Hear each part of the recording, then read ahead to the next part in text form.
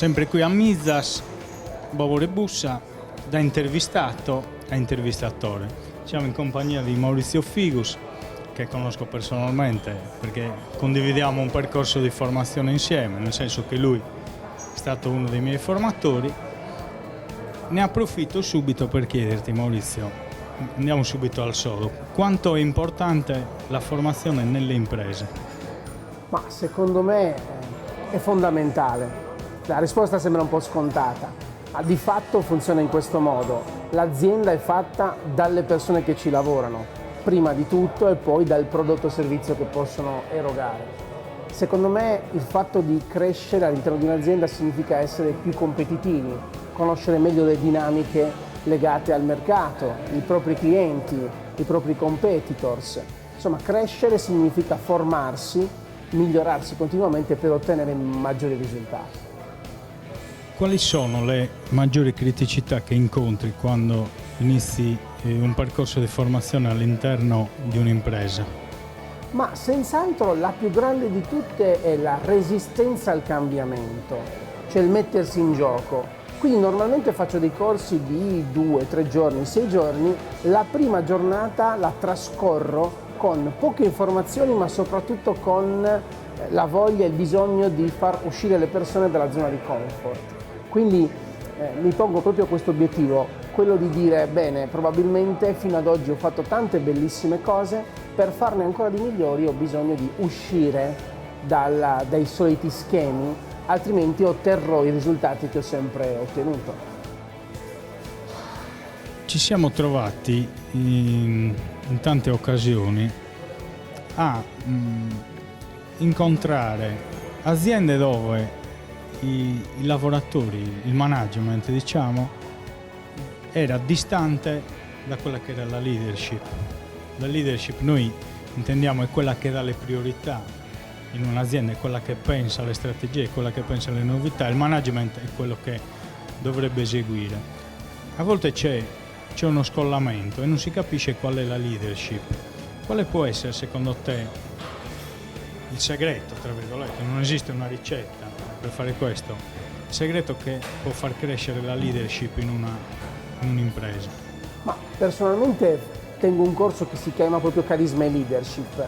Secondo me forse leader si nasce, senz'altro si può anche diventare. Ci sono delle cose che sono molto importanti affinché uno possa diventare un leader ed è essenziale. Racconto questo brevissimo aneddoto. Io vado in azienda e dico: senta, lei che è un imprenditore, lei si sente più leader o più capo?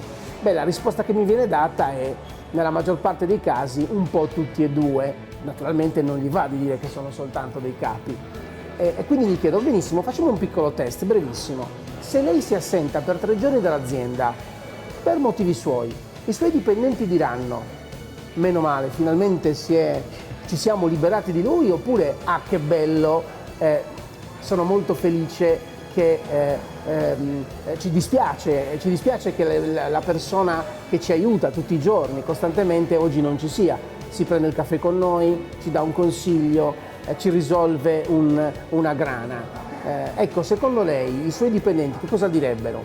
La maggior parte dei imprenditori si fa una risata e dice: probabilmente è la prima.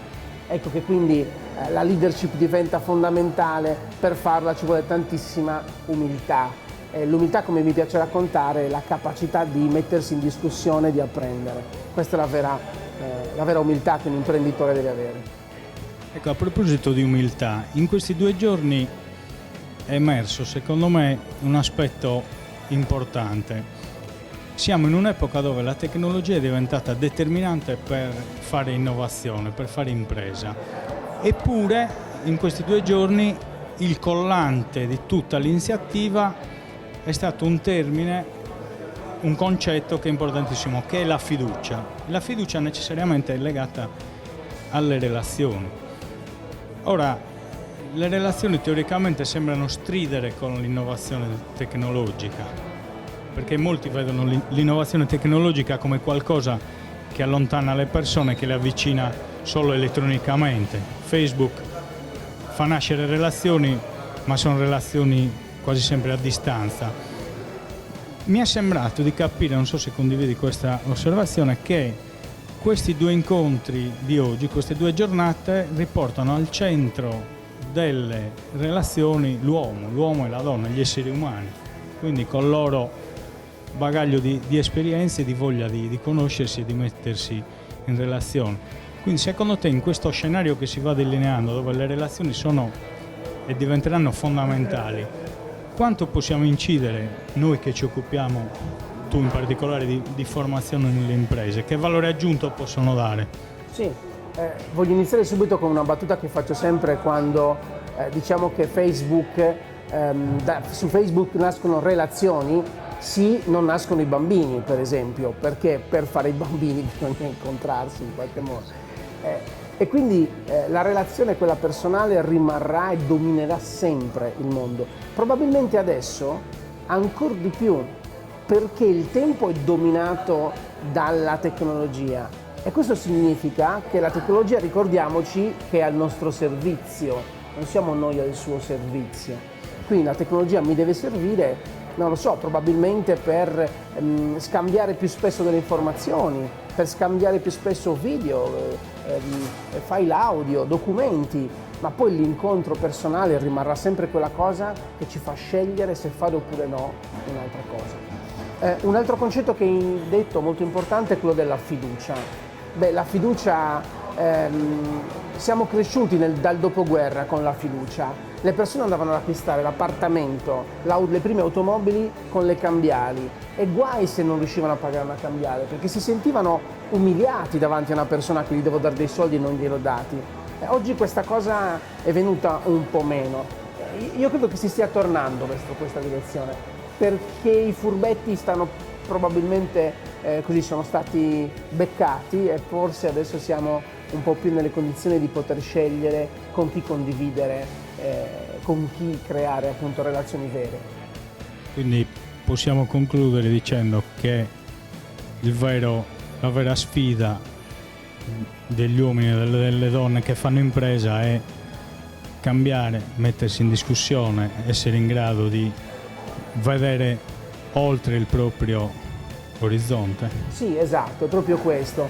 La sfida della fiducia, c'è un bellissimo libro del figlio di Stephen Covey che si intitola così, La sfida della fiducia, che è intesa come la sfida del cambiamento. Se io mi metto in discussione, sono fiducioso del fatto che mettendomi in discussione potrò raggiungere grandissimi risultati. Quindi su questo che secondo me bisogna lavorare.